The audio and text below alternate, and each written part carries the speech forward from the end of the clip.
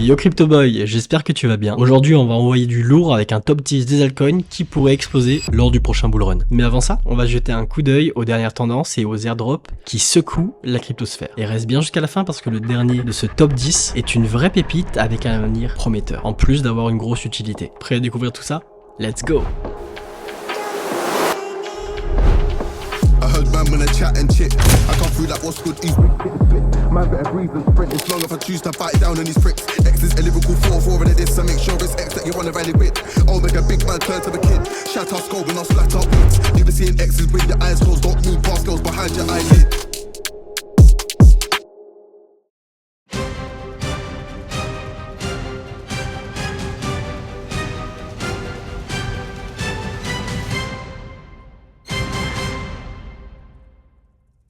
Bonjour CryptoBoy, j'espère que tu es bien réveillé. Prends-toi un petit café et jetons directement un coup d'œil aux dernières tendances du marché et aux différents airdrops. Mais juste avant, j'ai envie de te partager un projet ultra innovant sur la blockchain Bitcoin. Le projet en question s'appelle Babylon et Babylon propose une approche novatrice pour sécuriser les chaînes de POS, Proof of Staking, en utilisant les BTC et les Bitcoins comme garantie. Je vais te donner un peu de contexte. Bitcoin est actuellement la blockchain la plus sécurisée et la plus valorisée du marché. Cependant, ses capacités sont limitées en termes de scaling et de latence. Pourtant, l'idée d'étendre son utilité en la reliant à d'autres chaînes, appelées sidechain, a été freinée par des problèmes de sécurité et de capacité. L'objectif de Babylon est clair. Il vise à utiliser les Bitcoin pour sécuriser les blockchains en POS sans recourir à des ponts vers d'autres chaînes. En d'autres termes, Babylon propose une solution de stacking sur les Bitcoins sans que ces derniers quittent la blockchain Bitcoin. Babylon garantit la sécurité économique complète des chaînes POS avec sa méthode de slashing, c'est-à-dire de confisquer les Bitcoins en cas de violation du protocole. Les détenteurs de Bitcoin qui participent à la sécurisation des blockchains POS sont assurés de pouvoir retirer leurs fonds à tout moment s'ils respectent le protocole. Alors actuellement, Bitcoin est plutôt vu comme une valeur refuge, comme de l'or digital, mais ça pourrait rajouter un cas concret à l'utilité de Bitcoin, qui à mon sens serait un plus sans forcément parler de révolution. Des gros partenariats comme Binance, Encore, Ledger, Layerbank, Akash ou Injective ont été faits. Une team entièrement doxée pour le plus grand plaisir de nos diggers, et bien sûr je te laisserai faire tes propres recherches. Ils ont également une belle communauté de plus de 350 000 personnes, la team est très active sur Twitter et fait de nouveaux partenariats comme le dernier en date qui est Merlin Chain. Et la grosse annonce de ce projet, pourquoi je t'en parle, c'est parce que le testnet 4 va bientôt sortir. C'est fini pour cette actualité, passons aux airdrops. Alors il y a eu deux grosses annonces sur les airdrops. La première c'est ZK-Sync qui a annoncé son airdrop pour le 13 juin. ZK-Sync c'est quoi en deux mots? C'est un layer 2, c'est-à-dire que c'est une blockchain qui met à l'échelle Ethereum pour avoir un minimum de frais et un maximum de scalabilité. Son concurrent direct qui est Taiko, lui aussi a annoncé ce 21 mai son airdrop. On a même eu le checker pour aller vérifier notre éligibilité et bien sûr c'est très décevant. Beaucoup sont insatisfaits sur Twitter, sur leur Discord parce qu'ils ont participé au testnet, ils ont monté des nodes, parfois même pendant plus d'1 an et demi, comme ça a été le cas d'un de mes potes, et il n'a pas été éligible. Pour ma part, pareil, très décevant. Sur 3 wallets différents, 2 nodes proposeurs également, j'ai eu Walou. Alors effectivement, j'avais des grosses attentes sur cet airdrop, alors que naturellement, faut pas en avoir, mais ça m'a créé un déclic qui fait que maintenant, je m'attends vraiment à plus rien du tout, quels que soient les airdrops. J'ai même remis ma stratégie d'airdrop en question, c'est-à-dire que je ne vais plus aller sur les testnets, je trouve que c'est une perte de temps. Je vais me consacrer uniquement au mainnet, comme Linéa avec The Surge ou la campagne de Marx de Scroll. Des fois on gagne, des fois on perd, et sur ce coup-là, j'ai perdu 400 $. C'est pas grave, c'est le jeu. Voilà les actualités du JT, maintenant terminées. On va pouvoir passer à ce pourquoi tu as cliqué sur la vidéo CryptoBoy, c'est-à-dire le top 10. Sans plus tarder, on commence maintenant.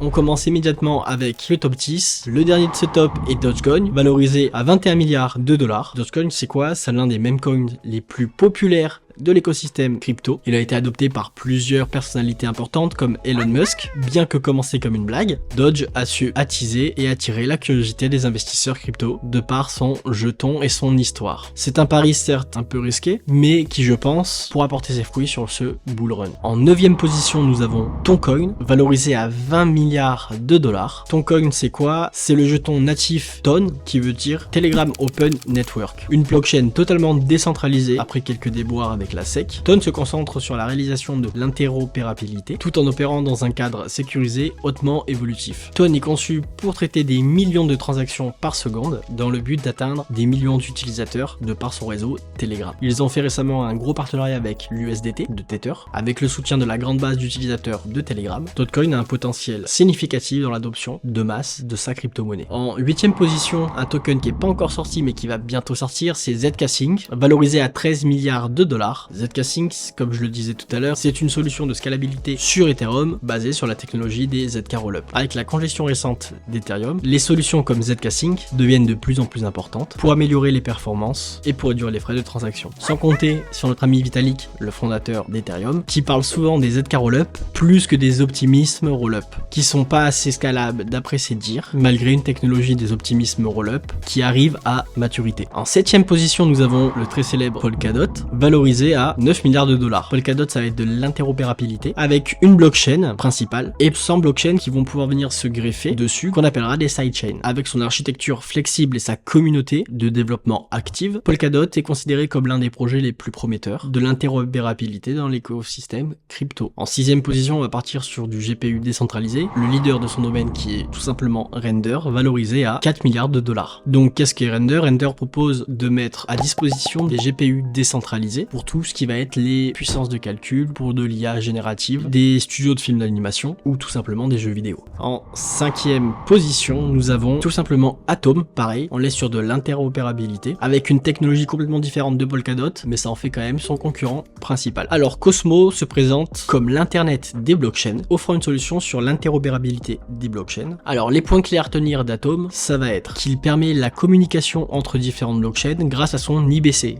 IBC c'est quoi? C'est Inter-Blockchain Communication. Les avantages, c'est de faciliter les transferts de données d'actifs entre les différentes chaînes. Le désavantage va être du coup de fractionner encore plus la liquidité qu'il peut y avoir déjà actuellement en DeFi avec leur technologie Tendermint BFT, qui est un algorithme de consensus qui offre une sécurité et une rapidité accrue. Le Cosmos Hub connecte différentes blockchains, améliore la flexibilité et la scalabilité. Leur écosystème évolue constamment. L'utilisation de son jeton Atom va servir à pouvoir payer les frais. Tu vas également pouvoir le mettre en stacking pour venir sécuriser la blockchain et bien sûr être éligible à différentes airdrops comme ça a pu être le cas en stackant du Atom. Tu avais le droit à être éligible à du Dimension ou du Celestia. Passons à la 4ème place qui est tout simplement Akash, valorisé à 1 milliard de dollars. Akash propose une solution décentralisée pour les services de cloud visant à réduire les coûts. L'avantage c'est de ne pas se retrouver avec des données centralisées comme avec Facebook, Amazon et Azure Microsoft. Donc c'est tout simplement une marketplace où dessus tu vas pouvoir acheter des services de cloud. L'AKT qui est le jeton natif d'Akash permet de payer les coûts, les services, il sert également à la gouvernance et au stacking. Et nous passons directement sur le top 3. Le 3ème est ni plus ni moins Clore.ai, valorisé à 41 millions de dollars. Clore.ai se positionne sur le marché de la puissance de calcul décentralisée et les services d'intelligence artificielle. En exploitant la technologie de la blockchain, Clore.ai vise à démocratiser l'accès à la puissance de calcul et à réduire les coûts associés aux services de puissance de calcul. Actuellement, Clore.ai c'est quoi? C'est plus de 4000 machines online, 20 000 GPU qui sont disponibles sur leur marketplace, plus de 3400 machines publiques et c'est quand même 79 millions de Clore, le token natif de Clore.ai, qui sont holdés. Donc le but est d'utiliser une infrastructure complètement décentralisée pour offrir des services de calcul de puissance et d'IA en éliminant la dépendance aux services centralisés. Clore.ai garantit la sécurité grâce à la nature immuable de la blockchain. Il est également compatible avec plusieurs blockchains, facilitant l'intégration et l'utilité. Clore.ai est capable de s'adapter à la demande croissante du marché sans compromettre la performance. Comme dans beaucoup de projets, le token Clore permet de pouvoir voter sur de la gouvernance, mais servir également à payer les services qui sont sur leur marketplace. Ceux qui viennent fournir de la puissance du calcul sont récompensés en Clore, en encourageant la participation active et la contribution au réseau. Le projet Clore.ai permet également de faciliter l'accès aux ressources pour les chercheurs et les institutions académiques, accélérant les découvertes et les innovations. Comme tu commences à le savoir, la blockchain permet une traçabilité et une transparence sans faille. En conclusion, Clore.ai représente une avancée majeure dans le secteur des crypto-monnaies pour l'utilisation de la blockchain afin de pouvoir fournir de la puissance de calcul. En misant sur la décentralisation, l'accessibilité et le coût faible, Clore.ai pourrait bien révolutionner le marché de la puissance de calcul. Cependant, le projet devra faire preuve de résilience et d'un marketing irréprochable pour bénéficier d'un catalyseur qui est augmenter leur nombre d'utilisateurs sur du long terme. Et le numéro 2 est un projet que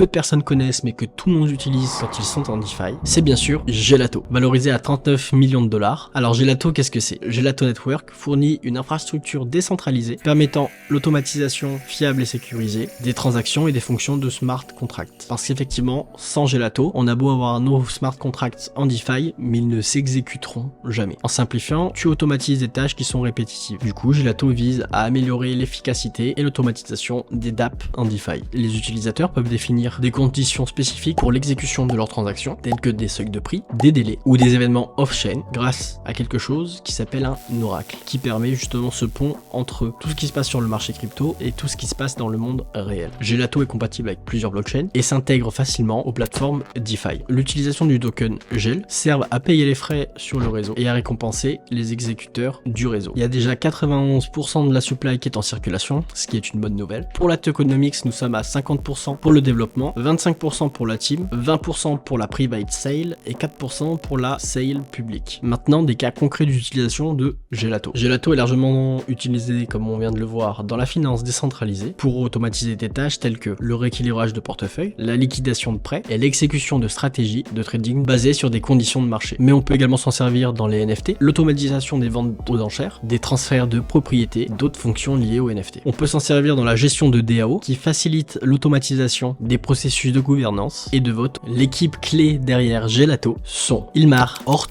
cofondateur et CIO avec une expérience dans le développement d'applications décentralisées et un rôle clé dans l'orientation de Gelato vers l'automatisation des contrats intelligents et de la technologie des roll-up, ainsi que Louis Schlieske,